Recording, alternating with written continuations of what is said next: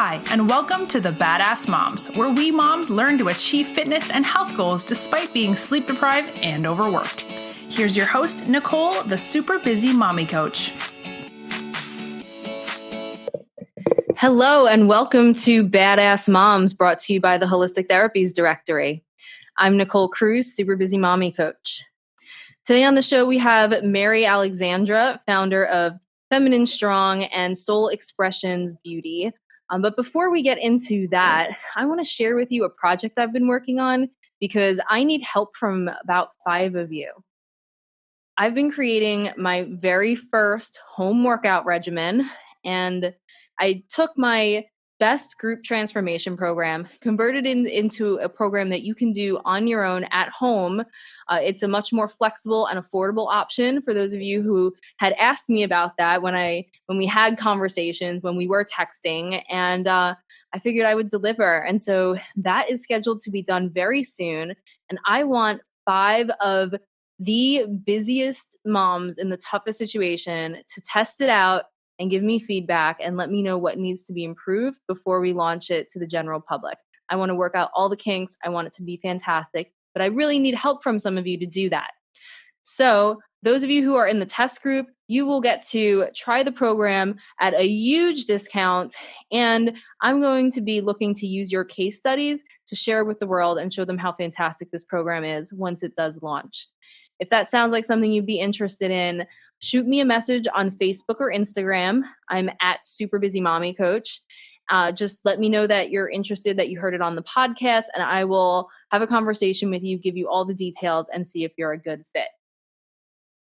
Now let's get back to Mary Alexandra. Mary Alexandra is a seeker of understanding and growth who has spent her life in search of peace and unity within herself, others, and the planet. After years of longing to serve in the Peace Corps, Mary found herself instead serving in the Marine Corps. As such, a significant component of her personal journey has been managing the juxtaposition of masculine and feminine in her own life. Presently, she's a student of cosmetology at Paul Mitchell, the school in Portland, and working to build up the concept of soul expressions, which will integrate health, beauty, and life coaching services. Mary, welcome to the show. You are for sure the most badass mom I know, and I'm very happy to have you here.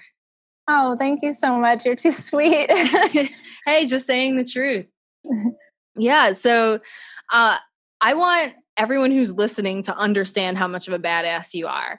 And so I'd really love for you to share your story, which I have loved hearing in the past, of, just sort of your journey of how your adult life started off, maybe even going back further than that, if you'd like to share, and, how you ended up in the Marine Corps, and then how you ended up where you are now, so interested in health and life coaching and serving others. Wow. So that's a dynamic conversation, and it could last a really long time. So I'll try to give you the short version without, missing any important parts, I guess. So I think in order to really understand like the broader scope of who I am and the whole thing that has led me to the masculine feminine aspect of my being, is my childhood, because I really grew up, for the most part, being taken care of primarily I shouldn't say taken care of, but I guess I spent a lot more time with my dad and my grandmother. And my dad is somebody who basically, if you want to spend time with him, you have to do what he's doing.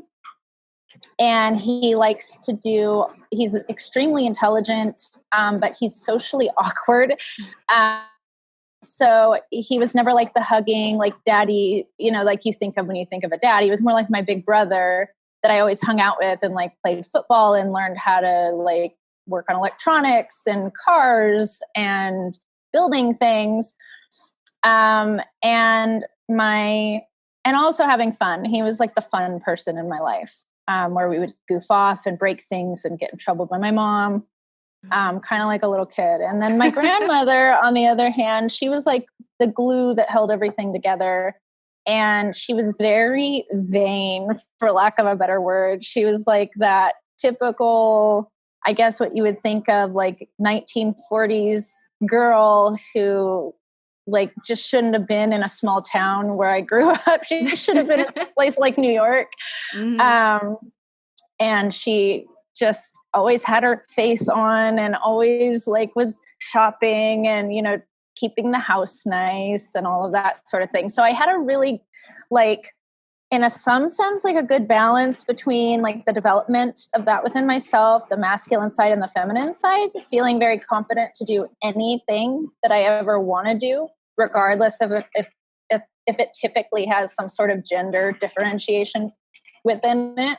But on the other hand, also really like enjoying beauty and fashion and things like this. And so that was always something that I had a hard time finding balance within myself in terms of the integration aspect. And I didn't really have the realization or awareness that I was having that problem for many years until I was an adult. But ultimately, my upbringing was pretty low income, welfare, and at a young age, my father was imprisoned when I was a baby, and then again as a teenager, or I shouldn't say in prison, but he went to prison. It wasn't like it wasn't. That sounds funny, but he went to prison because he did things he shouldn't have done. But and so that had a big impact because he was really like, those were my two people, my grandma and my dad. And so when he wasn't there in those last years of my teenage years, it was kind of like being lost. And my grandmother passed away when I was about 13, I believe, sometime in middle school. So I really had kind of like right in those formative years, I'd really kind of lost my two people. And because of what had happened with my father, he really wasn't in my life consistently from about the same time, because he got in trouble about a year after my grandmother passed away. And then he couldn't live with us anymore. And he was in and out of litigation for several years until he went to into jail. And so, and then in that time, I had a younger sister. She's about almost 9 years younger than me. And I pretty much took care of her. Because, well, for a number of reasons. For one thing, because my parents weren't really like parents. And then once my dad was gone, it was just me and my mom. And my grandma was gone. So, and to gain a little bit more perspective, my grandmother lived literally like 10 steps away from us in the same property in a different house. So she was a pretty big part of our life and, you know, making everything function. And after she passed, like I said, she was like the glue and things just kind of unraveled. And after that, it was kind of, by then I was graduating. When my dad finally did go to jail. And I ended up getting married at a young age, right out of high school, actually. And then moving away to the Midwest. I grew up in the West Coast and I moved away to the Midwest, and that relationship was abusive. I ended up leaving I got pregnant with my daughter there, and I was there for about 2.5 years. And when she was 5 months old, I left because, as is typical in an abusive relationship, during the pregnancy, things just continued to get worse and worse and worse. And then once she was born, it didn't slow down in terms of abuse towards me. And I began to worry about her safety at that point. And so I think that was probably, well, I would say like that the particular experience that led to me leaving was one of my more formative experiences in terms of fear, because it was a quick snap thing that happened where, you know, something that had been going on for a long time verbally suddenly became physical. And I realized in that moment I was always the type of person that I'm not intimidated by men. And I always kind of was like, well, if he ever does anything, like, I'll just punch him, like, you know, hit him with something, like, whatever. And I realized very quickly that, you know, his physical strength, that the level of strength that he had beyond what I had was not something that I could match if I wasn't prepared for it. And in that circumstance, I wasn't. And so I could have very easily been very hurt. And so that was when I left and took my daughter and went back home to the West Coast. And then moved back into the family property. And my dad was back by then. I'm kind of just giving you the run through. And if you want to ask me like questions to go into more detail about things, you can after, I guess. Yeah, of course. So I got back to back home, and I started working minimum wage and taking care of my daughter. And my ex and his entire family decided to move to my hometown to follow me. And so then I had to deal with that, which had its pros and cons, because I did help out with her in terms of babysitting and things when I was working. And, you know, we made arrangements and things mellowed out a little bit. But eventually, my dad, having come back from prison, being a felon, and also extremely paranoid after the situation with him happened, he was very paranoid that he was being set up all the time, and he really couldn't function socially. And so he couldn't really get a legitimate job, or at least he felt like he couldn't. And so he started slinging pot on the side, and one thing led to another. And I'm not going to claim to know the details, but what I do know is that there were weirdos coming to my property all the time and people trying to break into my house. And at one point, the place somebody was threatening to burn our house down. And so my daughter was like 1.5 at the time. And my sister was like 11 or something. And it was just her and me and my mom at home. Not my sister, she was gone. My daughter, me and my mom at home. And these threats were, you know, people were calling on the cell phone and driving by and throwing things. And what I ended up ultimately feeling like I didn't really have a choice but to do was to protect them and the property. And my dad had left. And so I grabbed a couple handheld firearms. I don't even remember what type, and a couple tasers, things we just had laying around the house, like normal people. And showed my mom how to use the taser and locked her in the basement of their house with my daughter. And I just went outside and I sat there waiting for these people to show up so I could put 2 in the tee box. And nobody did, thank God. But that was the end of it for me. I was like, I'm not being a part of this. I'm done with this. Like, I'm gone. And so I don't remember what month it was when that happened. I think it would have been like fall of 2004. And then I was trying to come up with a way to get away from there. I knew I couldn't do that with my like pretty much minimum wage job that I could barely survive off of, even though I wasn't even paying rent. And so I started looking at other options, and the military was something I had looked into as a teenager. It was what I had planned on doing outside of high school, because you needed military experience or a degree to get into the Peace Corps. So it was like a stepping stone for me. That was my original plan before I met my daughter's father.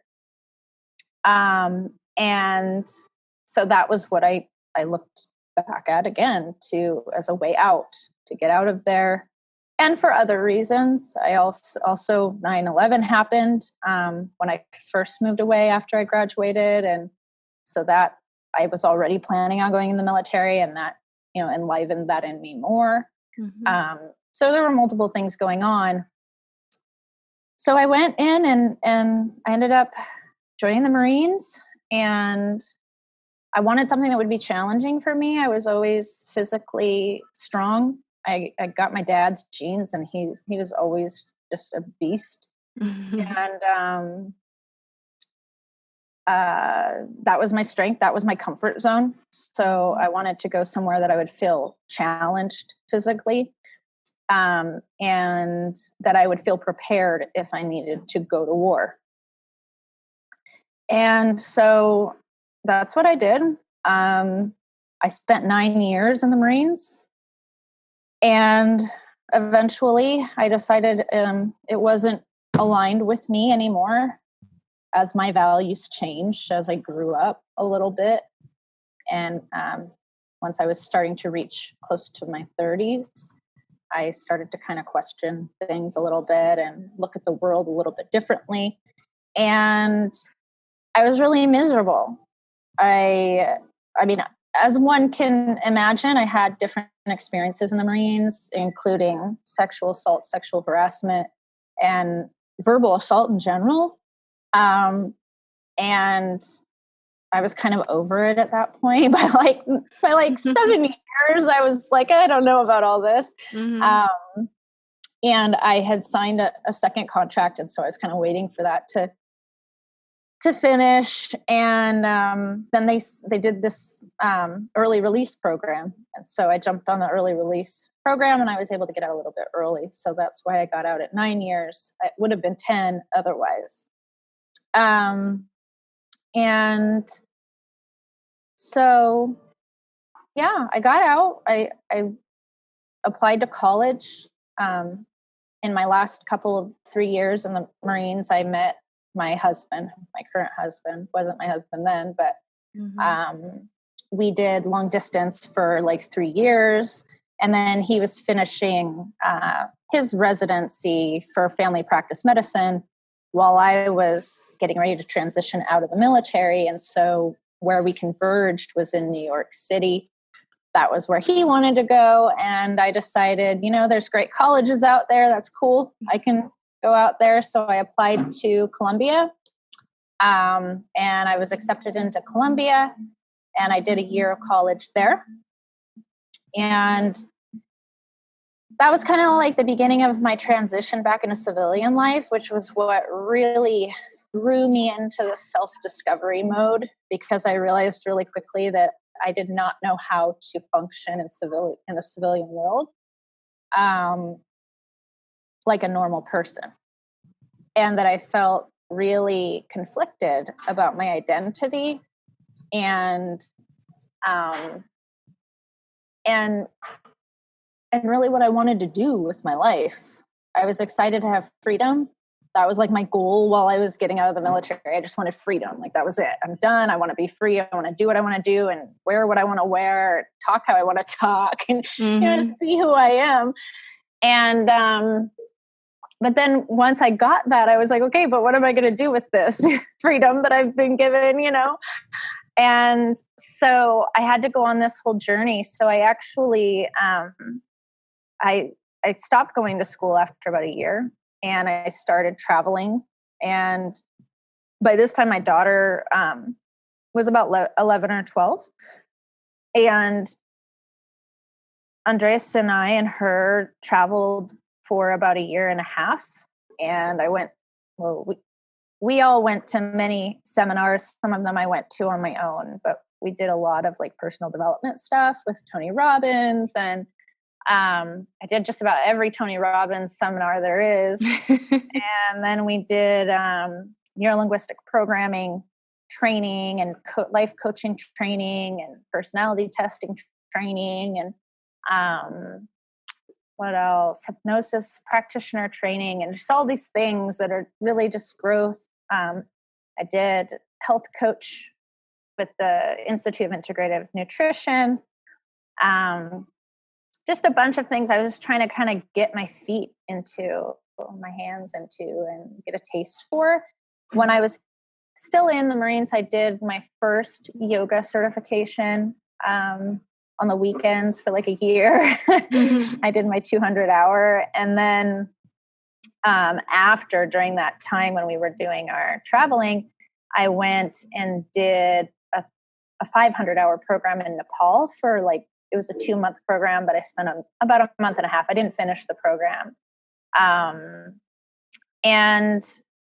then we ended up settling in Hawaii, and I was in and out of college over, several years. And then I moved out here to Portland. I started graduate studies in Chinese medicine. That was after we started the Well Care Summit. And how you and I met, Nicole, was, through the London Real Business Accelerator. And so that was something that we had done in this time as well. And then we met Anthony, who's one of our friends and colleagues. And he's a amazing Chinese medicine practitioner. And he just really inspired me. Mainly, I just wanted to understand it. I wasn't ever really like knowing what I was going to do with it. I just wanted to finish my degree, and I wanted to understand Chinese medicine. So I was like, okay, that sounds like something fun to do for now, So I moved out here to Portland and started that. And then Andreas and I had our wedding, and I finished up my second quarter there. I wanted to drop down to part-time. That wasn't in the cards. They were going through some transitions. I ended up taking a leave of absence, and then I decided to go to hair school. So that's what I'm doing right now. And all of this ties into Feminine Strong, really, because that was really my journey of self-growth and self-discovery. And it culminated in this like deep yearning to understand my masculine and feminine aspects, and an awareness of like, I really don't know who I am, and I really don't know what it is that I want to do with my life. And in order for me to figure that out, I need to know who I am. I need to be able to function in society. And one of my big problems was that I didn't really know how to I don't know how to really explain this, but I really had an issue with like befriending women, not because I couldn't, like I had women friends, but it was like my approach was so abrasive, the way that I speak, like the way that I interact, that most women aren't into all that. Like guys don't care, like they're not fazed. But women do, and you have to be more gentle with women a lot of the time. Not everybody, that's a generalization. But but I was used to being in that environment where it's like, you like say what's on your mind. You say what you have to say. It's no bullshit. And I had to like tap back into that nurturing part of myself and be like, okay, like you can be gentle. Like you can be considerate of other people's feelings, And so it was like this whole finding balance, because I'd gone totally over to the masculine side during my time in the Corps. And so those whole 5 years, since I've been out, it's really just been like cultivating the balance between the masculine and feminine, and feeling like not only can I look feminine, but I can behave feminine. And I can also like relate to women and be friends with women and not feel like weird or awkward, or like I don't fit in. That was always a problem for me all my life. I just didn't feel like I fit in with a lot of girls. So yeah, that's kind of the long and the short of it, like the just quick run through of my life. And like I could probably write like a very long book to get into all the details. Yeah. Okay. I mean, I want to go and just start like digging into certain parts of your story a little bit. You talked a lot about what happened and a little bit about your transformation, but I'd really love to hear in your words, from your perspective, how you have changed as a person? Who was that person that we heard as a child at the beginning of the story? Who was that young adult who was in the abusive relationship? And, especially in that moment when you realized you couldn't overtake your ex-husband when he attacked you. And then who did you become through all of those experiences in the Marines and balancing this out? I'd like to hear how you've changed over the years. Well, I think the thing that comes up for me right away as you kind of described the question is that in each of those phases that you described, I experienced a defeat. It was kind of came to a head with some sort of defeat that I had to overcome. That was like a humbling or a realization that maybe I'm not on top of the world. I'm kind of like a person that I always felt like I'm like invincible and nothing can ever happen to me. And so I think like as a child, I was generally a very like follow the rules, helper type, obedient, trying to do everything the right way, and very kind, really. And I felt a lot of the time as a kid like I did not fit in. A lot of the other kids didn't like me. I guess I just maybe the main characterization when I think about it is that like I just didn't really fit in. I never felt a part of a community of my peers. And so I think I spent a lot of time with adults. I spent a lot of time with my grandmother. I spent a lot of time with my other grandparents as well, and my dad. And then when I did fit in or feel like I fit in, it was like with the guys on the block, and we'd go like play cops and robbers and cowboys and Indians and ride bikes and play football. And that was like my comfort zone. And that became where I fit, and I felt accepted and I felt good. And then once I got to be into my teenage years, I was just angry. I was just the full-on asshole teenage rebel. And my parents weren't there. They were like children. They weren't giving me any discipline. I pretty much was doing whatever I wanted for the most part. And so, and I think, somewhere in my psyche, I was probably pissed off about that. Like there was something deep unconsciously within me that was like, what the fuck? Where are my parents? Like, and I was taking care of my sister all the time, which at one point I really started to resent, because it became like a chore. It wasn't something that I was doing because I wanted to be doing, or even because it was really necessary, but it was just that my parents didn't want to have to deal with her. So she became my child, more or less, my problem, more or less. And, which sounds like a harsh way of saying it, but that's how it was, because they didn't discipline her. So she's like right away as a young child, she had emotional outbursts. She was not easy to take care of, and they didn't want to deal with it. So it got put onto me. And so I was really pissed off. I had an anger problem, and I took it out on the weights. I took it out in the weight room, and I got sick and fun of at school and picked on all the time. So I figured, you know what? Like, I'm not a violent person, but maybe if like I start like lifting weights and I build this persona, people will stop fucking with me, and it worked.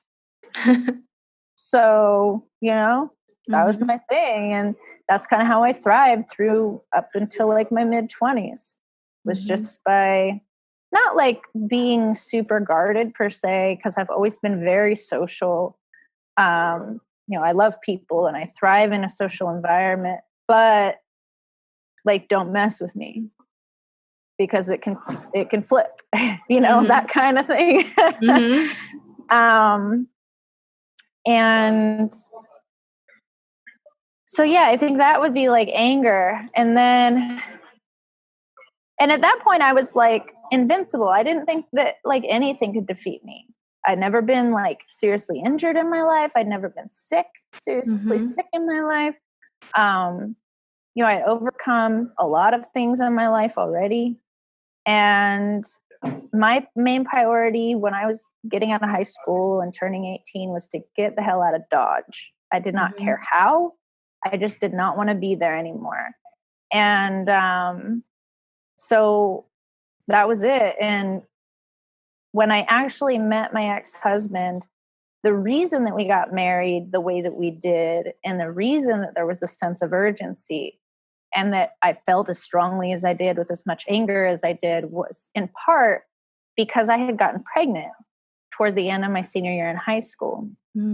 And I ended up having a miscarriage. But before that happened, we made the decision that, okay, the right thing to do is to get married, even though we barely knew each other. And I was stupid. And that wasn't what I wanted. I was already signed up to go into the Navy. Like I wanted to do that. That was my plan. And my mom, when she found out, like went on this total religious thing, which we weren't religious. Like we didn't go to church, you know?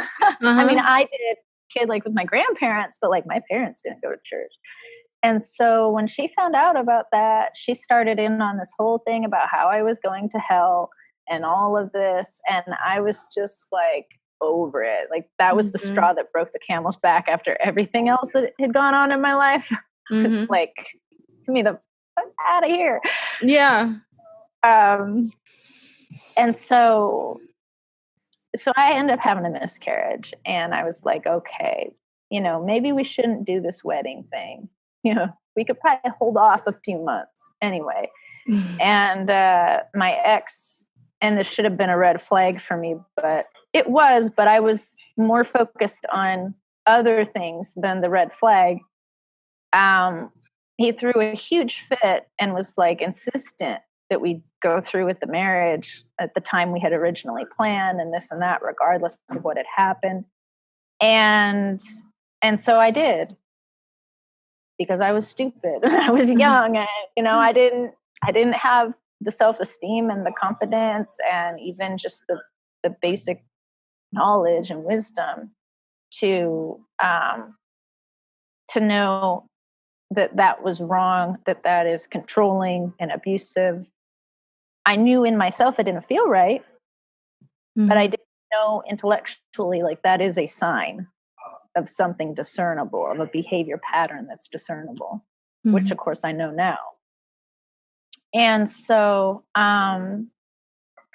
anyway, so that's what it was. I was pissed off. I was in a rebellious stage. I just wanted to get away from my family, my parents, whatever, and do my own thing, live my own life. And when I think like my first defeat, the defeat aspect, was the day that my ex almost put my head through a wall. Because it was something that happened very fast and it wasn't expected. Like we hadn't had like a physical altercation in our marriage. It had been like name calling and controlling and stuff like that. And even though it had progressively gotten more severe with time, it hadn't reached the point of physical yet until that moment. And it just made me, I always, you know, was kind of like thinking that I'm a badass and I'm just going to like, you know, whatever, deal with it if something happens. And it really humbled me and made me realize like, no, you're not. And you're going to die if you keep that attitude. So it made me have to get smarter. And so, which was good, you know, that was a great lesson and moved me forward. And so I left. And when I went in the Marines, I kind of had, you know, regained my self-confidence and recovered from that experience. At least to the extent that I felt strong again. I hadn't recovered in terms of like emotionally. I was still pissed, but in fact, that probably fueled a lot of the reason why I was able to get through some of the experiences in that environment. But in terms of my strength, it made me feel confident there again. And I think a couple of things happened in my time in the Marine Corps that kind of had that same humbling effect, where I had to question myself and question my abilities. And so after I got out of the Marines, I felt like really defeated.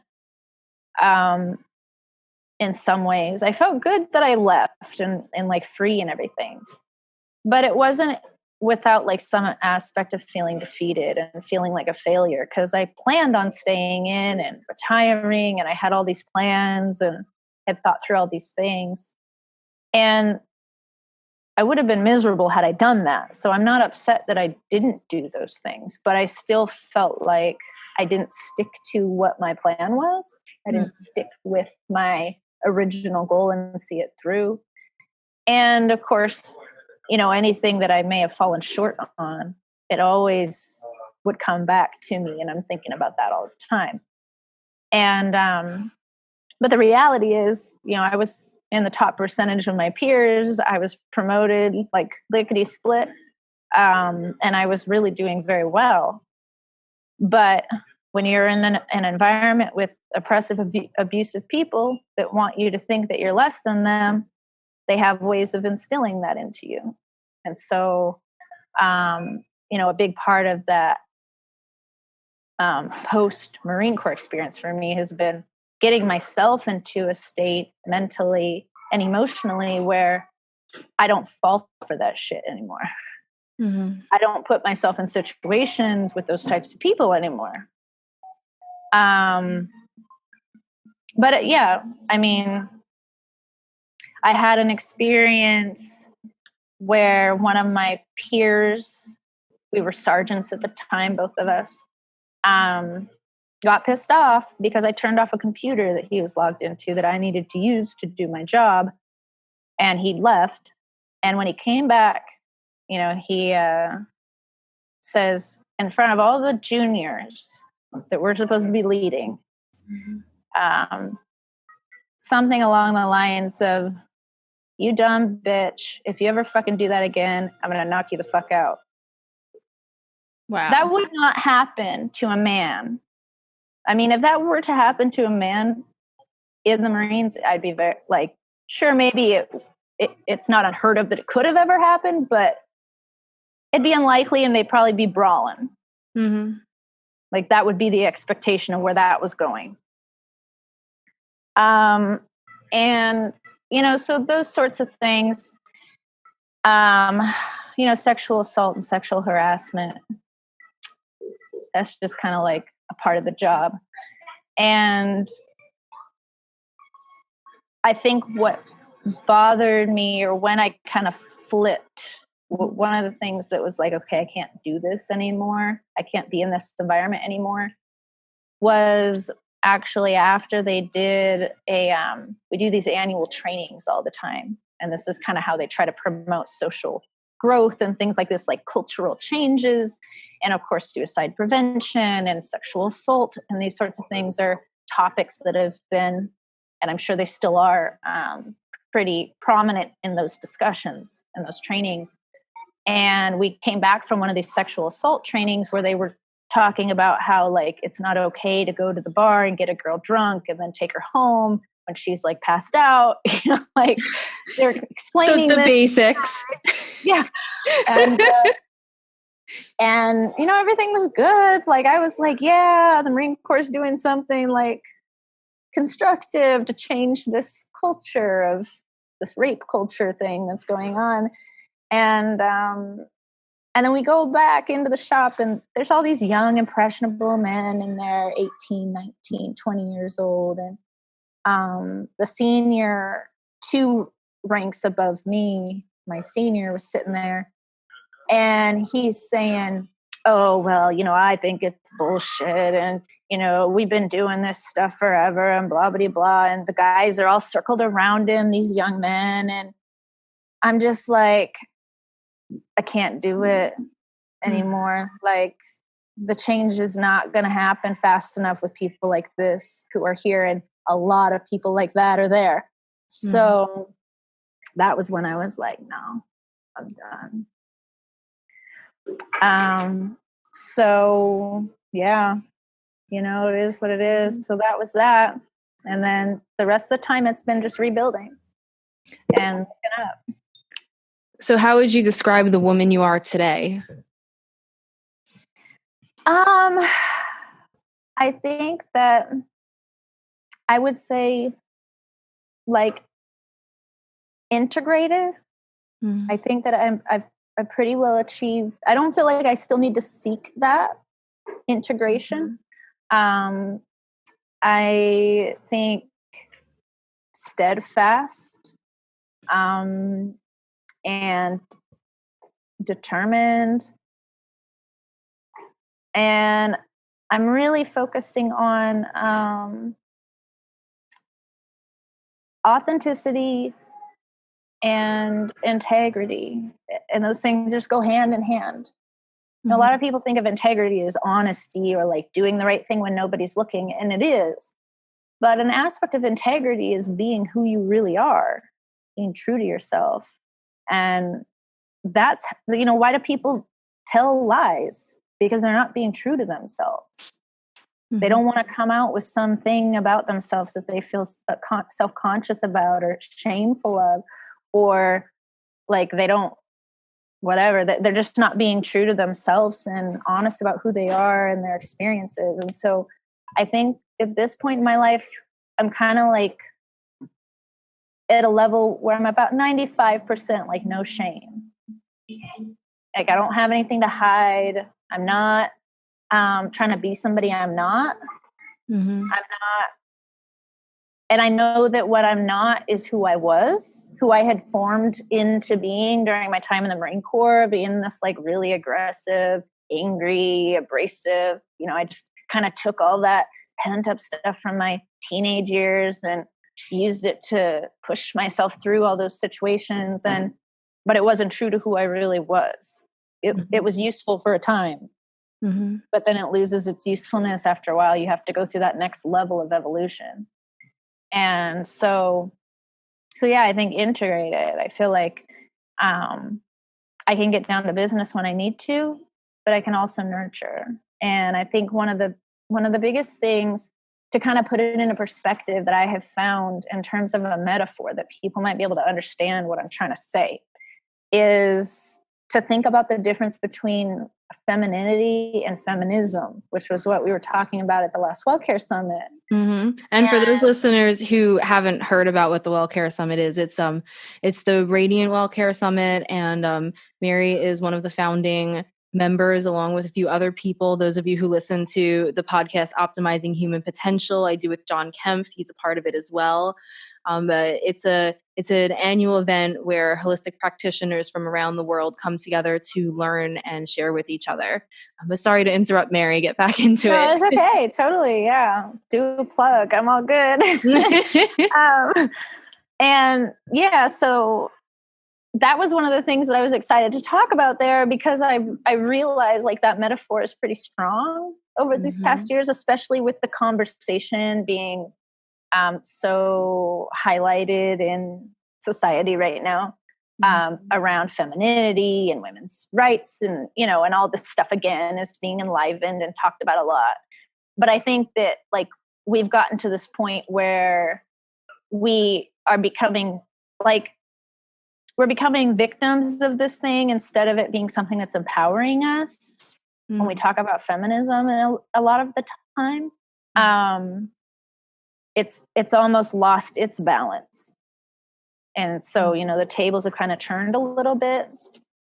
And I see this in a lot of areas in how society's moving with this kind of tribalistic thing that we're doing since we no longer are separated by borders in the way we were even 30 years ago with the internet. And so, we're forming these groups and communities of people that are, come together instead of by like geography, we're coming together by like-mindedness. Mm-hmm. But I'm noticing that also what's happening is that we're building tribes based on like trauma. Mm-hmm. And the like trauma that is the female experience in these certain scenarios has become disempowering. Like, we don't want to be coming together crying over everything that's happened to us. We want to be coming together saying, okay, that happened. Now, how do we solve the problem? That's it. Mm-hmm. It's not somebody's fault. It's not about placing blame. It's like, what happened and how do we solve it? That's it. Mm-hmm. I love that. And I think, because I think everybody's guilty of doing this when they've been traumatized. Like, you do feel victimized, but you've got to be able to like feel that, experience it, and let it go. And if I actually can characterize what I have, like my growth in the past 5 years, I guess that's really what it is. It's that I've been able to experience and kind of take in the traumas and the things that I felt a victim to and forgive and let it go. I don't have to be pissed off at veterans or pissed off at the Marine Corps, pissed off at my ex-husband or whatever. Like, I'm over it. Like, I'm good. Mm-hmm. I know my part in it. I see their part in it, and I know what I need to do differently. And the problem with being a victim is that when you're always looking at the other person's part in something and you're not looking at your own part, then you just recreate patterns over and over and over again. You relive these same patterns. We do it in our relationships. That's why women who are in abusive relationships have a tendency to go back into abusive relationships. We do it in our jobs. We do it in every area of our life.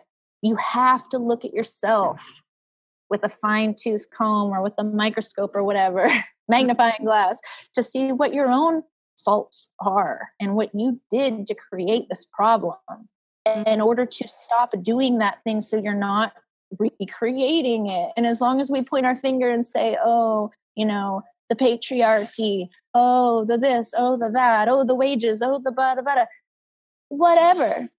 We're just going to put ourselves back in that situation again. Look at yourself. Mm-hmm. What can you do to get those competitive wages? What does that guy have that you don't have? Like, let's be real about this. And it's not that it's not fair, but you can choose one or the other place to live, an empowered space or a disempowered space, period. Mm-hmm. And if you're in a victim space, it is disempowered, period. Mm-hmm. So, that's the thing. You've got to find a way to get through that victim mentality and let it go, forgive. And, a big part of what I learned and what really drove the point home about, what is femininity and what's the difference between feminism and femininity. Well, for one thing, I'm sick and tired of living in a society where femininity isn't valued. Mm-hmm. And where beautiful women, nurturing, loving, intelligent, strong leaders feel like they have to become like a man. And therefore let go of any self-value and self-worth of their natural nurturing and natural beauty and all the things that make women in a general sense, in order to be more like a guy, in order to be accepted into society or to go up the ranks of leadership or whatever the case might be. That's not to discard or discredit the conversation about gender and gender fluidity and all of that. That's a different conversation. There are people who that's their comfort zone. That's different. But there's a lot of women who are feminine and have unjustly conformed to this norm of society of being masculine in order to get to wherever they need to go or to cope with their traumas. And because of it, they feel miserable. They don't know who they are. It doesn't matter how much success they get, they're miserable. And I've seen it. I thought I was the only one. when I got out of the military and I started going to all this self-help crap, and I started meeting all these women in the corporate world and doing all these different things in leadership. And I was like, oh, damn, they have the literal same story I do in a different context. Mm-hmm. So I realized like it's a problem. Mm-hmm. And it's impacting women's emotional health. And it's impacting women's ability to move forward, as a group also. Mm-hmm. So that's what got me there, and that's what my journey has been about. And so, yeah, I mean, I think the distinction you made, between, when you talked about being in an empowering space or being in a victim space is so important, because it is so different from victim blaming. It's really not the same thing. It's just, you are in this situation. Something has happened. You're here already. We can't change that. This isn't about changing the situation for people in the future or yourself in the future. You are here now, and you can either choose to figure out what you can do about it, or you can choose not to. And that's it. That's the harsh reality of the truth. And even what you said about not blaming other people, I mean, I like to say it's not men who are oppressing women. Society is oppressing women, and also oppressing men to a lesser degree. Society is placing men in a place of privilege over women. But really, anytime you're taking individuals and pressuring them, or in some cases forcing them to conform to an ideal that may not be them, you're oppressing them. And so, yes, society privileges men over women, but one of the best transitions I've seen is it really happened after the recession. At least that's when I saw it. All of a sudden, men started embracing their nurturing side. So many men were out of work, especially in male-dominated fields. Those industries crashed, and you had women becoming breadwinners in a lot of households where it wasn't necessarily planned or expected, and men really embracing the fact that all of a sudden, maybe not all of a sudden, but I saw it a lot more. The conversations changed, even the media, the commercials on TV and the internet changed. Men wearing baby wearing and wearing carriers and pushing strollers and taking kids to school. And, before that, men who, we are all human and have this desire, in some sense or another, to nurture, to connect with other people. And men felt, in a lot of cases, again, we're overgeneralizing here, they had to oppress that within themselves. And so, blaming and attacking doesn't really make sense. It's, addressing directly, like you said, it's figuring out, here's the situation we're in, and now what do we do about it? And, it just, the more you point fingers, the more you push away people who, in some cases, would be happy to be your partners in this change. Right. And, look, it's not about you brought up the victim blaming thing. And I think that it's an important thing to address, because it's like a fine line. Mm-hmm. And it's not about failing to acknowledge what happened and who's responsible. It's about acknowledging that and not letting it happen again. Mm-hmm. And in order to not let it happen again, you have to see what you did to attract that person into your life, or those people into your life, or put yourself in that situation. Mm-hmm. And so it's not to say that something happened and you're a victim of it and this person shouldn't be held responsible. Not at all. They should be. But the reality is most of the time, it's not the law that's going to hold them responsible. It's not society that's going to hold them responsible. You are the only one who can do that by cutting your ties with that person, or whatever, taking action to establish your boundaries. Mm-hmm. And I think a big part of the problem is that the average person in general, so the average woman especially, hasn't even thought about their boundaries, probably don't even know what that means for a lot of folks out there, who aren't already have already encircled themselves in this whole self-development realm or done, a lot of work on themselves with a psychologist or something where they've had these conversations. So, I think one of the things that we really have to start talking about in this conversation, this broader conversation about women's topics and stuff and feminism and femininity, is like, how are we teaching our children to behave? Mm-hmm. And we need to be better. Obviously, we're not going to fix all these problems in our generation. Mm-hmm. We're not going to be able to make this snap of our finger, and all of a sudden, everything is equal and everything is good and people don't hurt each other. That's unrealistic. There's going to be the next thing is going to happen in society that we start highlighting and noticing that it's wrong. So, how do we really create some sort of change and prevent people from being victimized in general? We teach our kids to have boundaries. We teach our kids what it is to have a boundary, what it feels like when your boundary is being crossed. What are the red flags? What should you be looking for?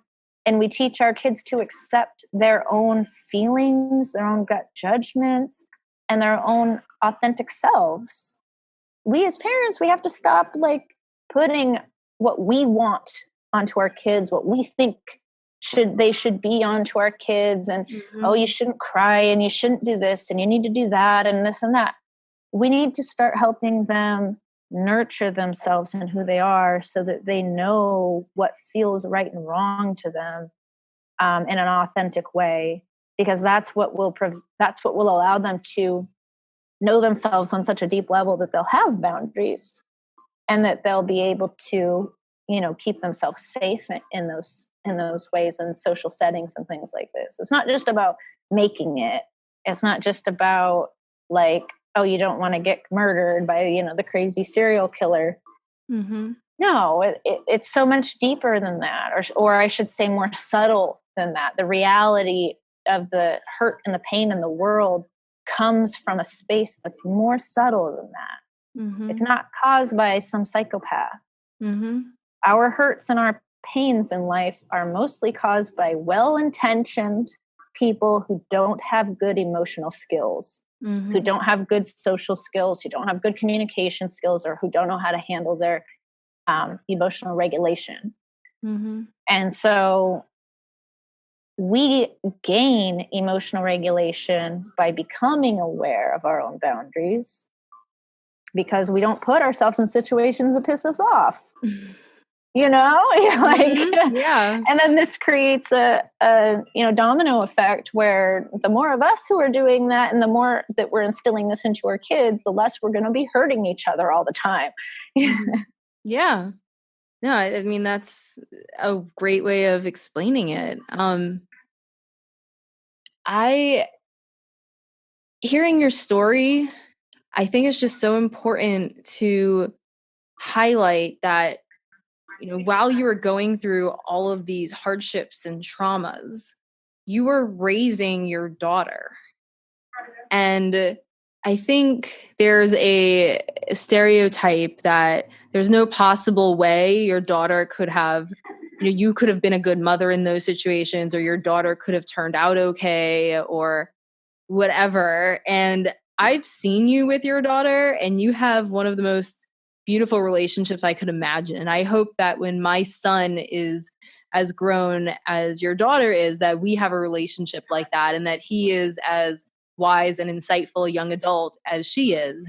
And so I'd really love for you to talk about, how you took everything that happened to you and you managed to still be in a headspace where you could raise such a beautiful human and develop such a wonderful relationship with her. Well, okay. So for starters, for whatever reason, I think from a young age, I had a strong spiritual inclination, not religious per se, but just spiritual. I always felt very deeply that there was something very real in the world that's good. I can say that, without getting into anything too much detail. And so I always have been a spiritual seeker, and I've tried, like you read in my bio, peace and unity have really been like an underlying theme that have been in my consciousness for as long as I can remember. And so I was always gravitating toward people like Martin Luther King and Gandhi and Mother Teresa, and these prominent figures who are spiritual social leaders, who are bringing this message of love and peace into the world. And so really, and I have very strong away values, as you might have gathered from what I've said so far, meaning that I really didn't want to be anything like my family. I wasn't, a lot of times, people take on the habits and the behaviors and this and that of their family members. And I think like there's a certain amount of that we can't escape, and you have to work through it. But I didn't take on the habits of my family, and I really didn't want to be like them. So I was able to kind of break away from like those generational patterns and all of the craziness and the chaos and the instability and all of that. And so putting those two things together, creating a stable environment and having that strong, like deep, integral feeling of like there needs to be peace, there needs to be unity, there needs to be positive things happening in my life, with my daughter, in the world. That's a part of who I am and why I'm here. Those have been major factors. And really, when Marissa was very young, about maybe she was probably about 1 year old, I read a book called The Mastery of Love by Don Miguel Ruiz. It's a short little like book you could read in the bathroom or something, or while you're taking a bath. And it just touched me really deeply. And that was when I would have been about 21 at that time. And I didn't have a strong, I can't say that at that point in my life, I felt a strong spiritual thing going on. There were a few years where I just was like on Timbuktu. But that kind of brought me back into balance a little bit, or started that in terms of my spiritual life. And it's just like this basic book that just describes in such a really simple way how we hurt each other, like in our interactions, and like what it is to really love, what that really looks like. And one of the metaphors in that book touched me really deeply, because it was talking about how we train love out of one another, and that as parents, we train love out of our children when we like discipline them for doing things that are natural for children to do, like playing and stuff. And so the metaphor it gave was like, okay, there's this woman and she's with her child, and the child's laughing and playing and running around and is running away. They're playing chase, and the child's like running away toward the road. And then the mom realizes that there's a car coming, and the kid's laughing and playing, running toward the road. And the mom's starting to freak out and telling the kid to stop. And the kid's laughing and playing and keeping running. And so when she gets to him or her, she picks the child up and spanks the child and tells them no. Well, the kid doesn't understand what's going on. Like, how confusing is that? They were literally in that moment the embodiment of love. They were the most innocent aspect of human being that is possible in that moment. And then they get physically punished for it. And I never like had spanked my daughter at that time. And it wasn't something that I put a lot of thought into, I don't think, or maybe I had, I don't know, but I never really thought that was going to be like a part of my discipline, was a disciplinary style. But once I read that, I was like, oh my gosh, it just struck home, probably because of my own childhood, because I have very strong vivid memories as a young child of being whipped with belts and things. So, probably that.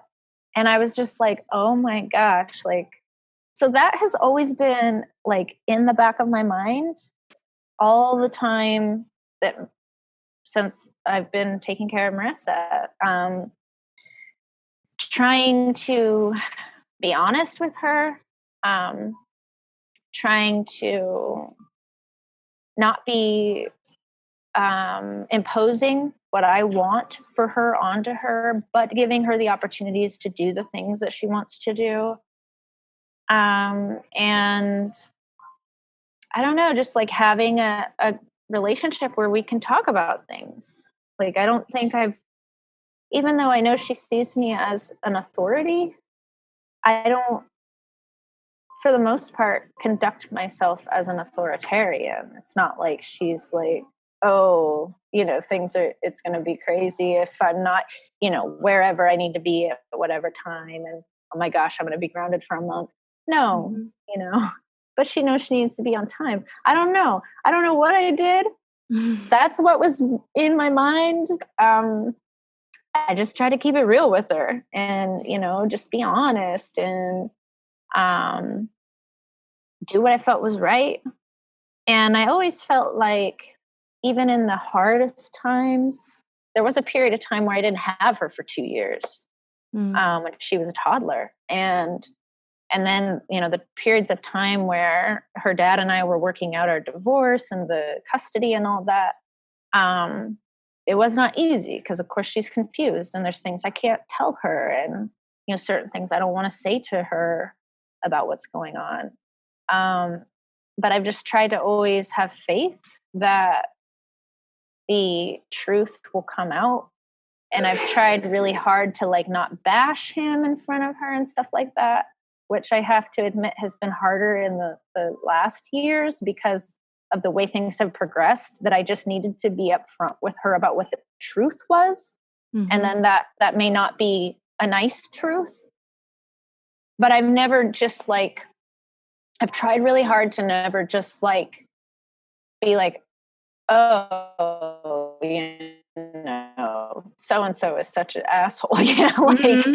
Don't say things like that in front of her, even if I'm thinking them, and just be really, really, really conscious about that. And I've just had faith that she's going to grow up and she's going to see for herself what's reality and what the truth is. And, that once she's old enough to understand, that she will have the mental capacity to make decisions for herself and figure it out. We do a lot of self-help stuff too. We go to I take her to Tony Robbins and she does camps and things. And so that's been really helpful too, especially during the years. A couple of years ago, we cut off her visitation with her dad. She was spending every other year for a few years, 1 year with him, 1 year with us, for maybe 3 years like that. And while she was in middle school, and we finally just cut it off because it just wasn't healthy. And that was really hard for her. And we went through a really rough patch for about a year or maybe year and a half. But we took her to Tony Robbins seminars and youth leadership seminars and different things like that. And we have her read a book every month and do a report for us on it. And we've put her in the business. She went through the business accelerator and, she comes to the summit with us. And so we try to keep her actively involved. Another thing that we do that I think is pretty impactful, actually, when we do any meals, we do a certain number of meals together. We have a kind of we're going to do at least, I think, generally we do at least 3 dinners together, but throughout the week, we usually have more meals than that in total together. And we always do the 3 things that we're grateful for at every meal. And we do, also now we start doing this thing called the thorn and the rose. So it's you say, what was the thing that sucked bad today? And what was the thing that was really good that came out of it? or something good that came out of the day at least. Mm-hmm. So we do that. And then we also have we have like dates, all of us as a family. So we have like family date night once a week. And then she has one-on-one time with Andreas, and she has one-on-one time with me. And then Andreas and I have our date, that we do once a week. And so we kind of have like these systems in place, especially I think in these teenage years, it's really important. Because now she has a job and she's driving and she's in softball and she's like gone all the time pretty much. But we're like, nope, you're coming back for dinner or, for our, whatever we're doing. So yeah, those are kind of the things that we do that, I don't know, I don't have a magic answer, but it seems to be working well. Yeah. No, she's amazing. And she was an easy kid too. She was not like a hard child by any sense of the imagination. And maybe because I took care of my sister as a kid and she was very hard, it prepared me for, dealing with motherhood. Yeah. So the last thing I'd really love to ask you, I know both you and Andreas, and I've seen the beautiful relationship you've built together. And it's like you said, a lot of people who are in an abusive relationship go right back into an abusive relationship, and you managed to find the exact opposite. You have the marriage that a lot of people think of in their dreams. You had the storybook wedding even to go along with it, which was beautiful. So how have you and Andreas gone about building that relationship? How did you know that he was the right person for you to do that with? Okay, so when I met Andreas, I just knew he was the one. That was just it. I don't know. I dated a lot of people. I'm not gonna lie, but I just knew that something was different. But it wasn't like it was just peaches and cream either. Like, we've been through a lot. We've grown together, and we've worked through a lot of our issues. And I think that what you often see with a lot of couples is that, like, there's a reason that you're attracted to another person, and it's going to be two things. One thing is because there's going to be a likeness between the two of you. You're going to have a lot of the same issues. So, like, even when you're in an abusive relationship, it is important to look at yourself and be like, okay, like, what ways am I abusive too? Because most people who are in abusive relationships have something that is abusive about their personality too. And even if it's like passive aggressiveness because they lack confidence, that can also become very abusive. So I think that those things are important. And so when you're in relationships, I think the beauty of it is that it's going to confront those things for you. It's going to force you to look at them and to evaluate yourself. And if you fail to evaluate yourself, you're probably going to get divorced.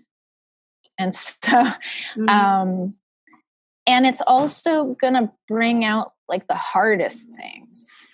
It's going to be like the hardest things for you to deal with, or the hardest like character flaws that you need to work on.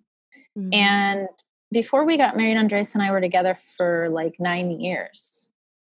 And we had a lot of time to work on things. And so, we worked on those things together. He and I both come from a lot of trauma and, a less than ideal background with, kind of broken homes where there wasn't always two people in the home, two parents in the home, and things like that. So, we both had our fair share of trauma to deal with and still do. Like, it's a lifelong journey.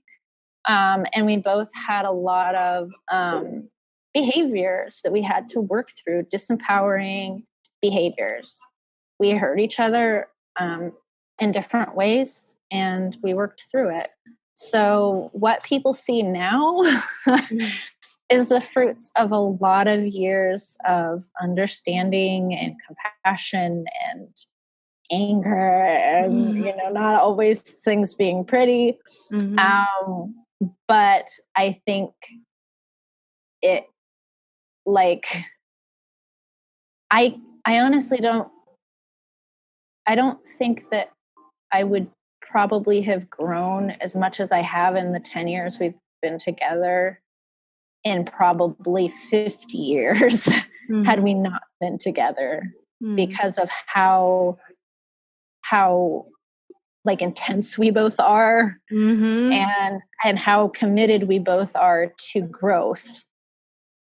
And that was really what it was for me when I,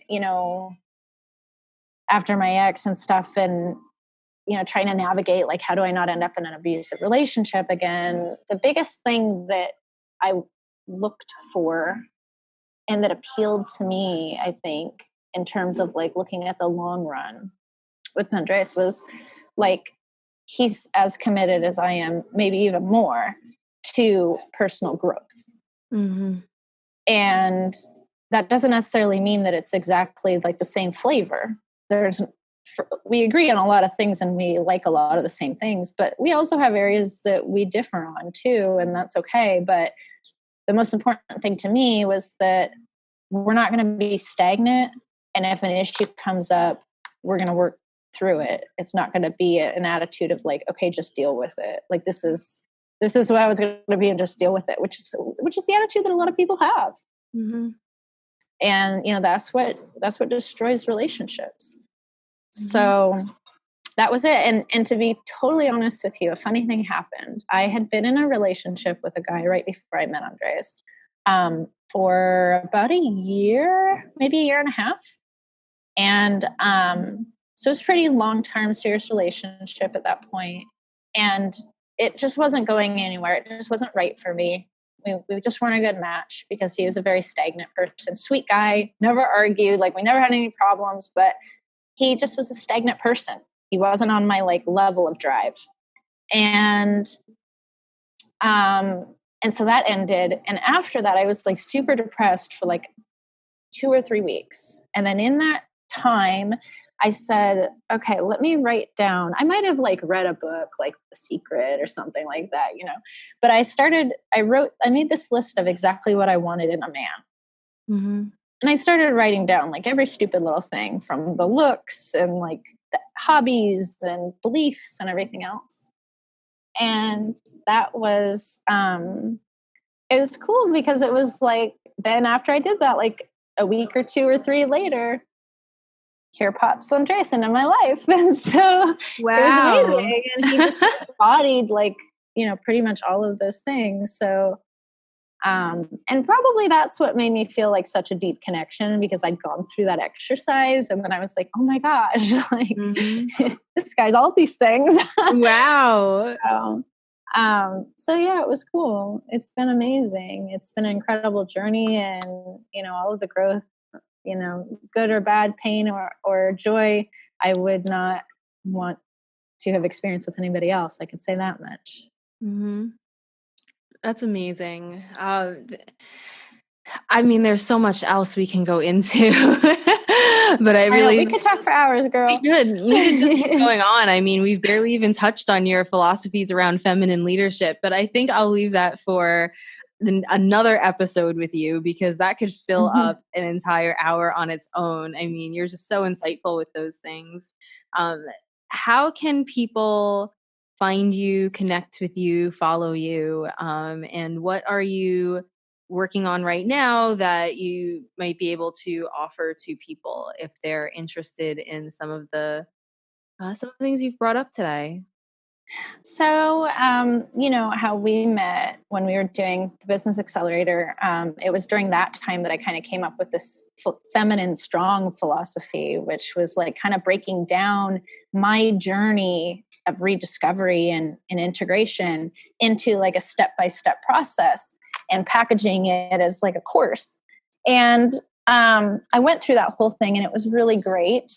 But ultimately, I felt like it wasn't exactly where I wanted to be and what I wanted to be doing. And so what that has kind of culminated into now is that I'm focusing more attention onto the outward expressive side. And so I think that, when you delve into these topics, another topic is like, should women be feeling, body image and wearing makeup and fashion, and who are we dressing up for, and all of this, all these conversations are around these topics. And I feel like it's gotten to the point that it's just as much like, just like feminism, or feminism, sorry, has kind of like lost its balance. I think like the whole thing with like body image and all of that has lost a little bit of balance too, where it's almost like now I think to myself, oh, should I put on makeup? Am I not being true to other women if I put on makeup? Am I like giving into the patriarchy if I wear makeup? Like, all of these things. So I was like, no, we need to like embrace this part of ourselves, like whatever it is. And it's not about judging what it should or shouldn't be. It's just being what feels right to you. Mm-hmm. And so for me, like one of the things I always wanted to do as a teenager also was go through hair school. I come from a family of barbers, and I loved, all of what beauty is. And so over this last year, or these last few years, I've thought a lot about doing that. And I've been thinking a lot about how that connects and integrates with feminine strong concepts. Mm-hmm. And so that's what I'm working on right now is I'm doing beauty school. And as I'm doing it, I'm kind of thinking through how I'm going to integrate that with feminine strong, so that once I'm done and I can offer services, because I really love working with people one-on-one and in person. Online stuff is great and you can reach a lot of people that way, but I really love having like a personal connection with people. And so I've learned that that's something that I need in whatever I'm doing. And so what I see is not the typical salon experience, but it's more of bringing in the life coaching, bringing in, so many of these different aspects, the feminine strong, step by step, getting from like working through your stuff, figuring out what your boundaries are, figuring out what your expressiveness is, what's authentic to you. How do you really want to show up in the world versus how you are showing up in the world? And so that's kind of what I'm working, integrating that into the salon experience as an experience, as opposed to coming in and getting like a service here and there, that a person can come in and they can be both getting their, whatever it is they want to get done, while also working on their personal growth and development. And at the same time, there's a lot of things that you can, that people have issues with in beauty, like skin and hair, nails and stuff. Those are all just symptoms of underlying health issues. They're oftentimes modifiable lifestyle things. So it kind of all goes together. The health, the life coaching, and the personal development work, and the beauty aspect, to be able to, really like take a person through this whole process that's like a next level process. Integrating the whole thing together. So that's really what I'm working on. People can follow me on Instagram at either feminine_strong or at soul_expressions_beauty.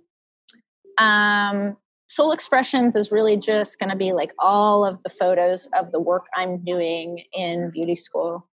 Feminine Strong is kind of a mix of everything. My life, the beauty school stuff, but also the feminine strong stuff, and whatever else is in between, trips we're taking, the coffee farm, as you know, we have a coffee farm in Hawaii, all these different things that we're doing. And then on Facebook, I also have Soul Expressions, little Facebook page that I'm working on there as well. So those are primarily where people can find me. If they want to reach out or, follow the journey, that's sweet. It's going to be a lot of fun. It's been a ton of fun already. I'm super stoked on it. That's awesome. I'm so happy for you. I mean, I just see you glowing as you talk about it. It's amazing. I love the idea of integrating because let's face it, we go get our hair done and it's like we're talking to a therapist anyway half the time. So why not actually have the life coaching built into that, have the entire experience, deal with the health issues like you said. I mean, you're totally talking my language because I say with the fitness and nutrition work I do, it's not about what you look like. It's important for health, for your life, for everything. The work I do with busy moms, we need fitness and health in order to stay sane and deal with the demands of everyday life. But looking great in a bikini is kind of a nice side effect, and I feel like the stuff on the outside comes when you're more empowered than in our culture, we use outward appearance as an artistic expression of who we feel we are inside. And we view other people's outward appearance as an expression of they're making a statement about who they are. That's just sort of a cultural thing that we do. And so bridging those together, I think is really genius. And, you got to open one in New York. Absolutely. I'm down because I'm telling you, girl, I miss Manhattan. Oh man. Yeah.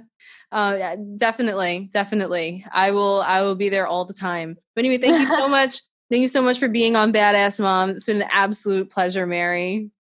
Awesome. Thank you for having me. I hope I didn't run you too long. It's been a long episode. No, it's been perfect. Everything flowed perfectly, exactly as it was meant to. The time is not the most important consideration here. And for those of you listening, definitely follow Mary, check her out. All the links she mentioned and social media will be in the show notes. And don't forget that if you are a super busy mommy and you're interested in helping me test out my home workout program, helping me work out the kinks, and being one of those awesome case studies I use when it officially launches, please shoot me a message at Super Busy Mommy Coach on Facebook or at Super Busy Mommy Coach on Instagram. Let me know that you want to get into the test group. I'm only taking 5 moms. So I'll message you back personally, make sure it's a good fit, and you're going to get a huge discount, the lowest price this will ever be offered. So get in touch with me. I look forward to connecting with you all. Thank you once again to the Holistic Therapies Directory for producing Badass Moms, and we'll see you on the next episode. You've been listening to Badass Moms. Join us again and get your badass on.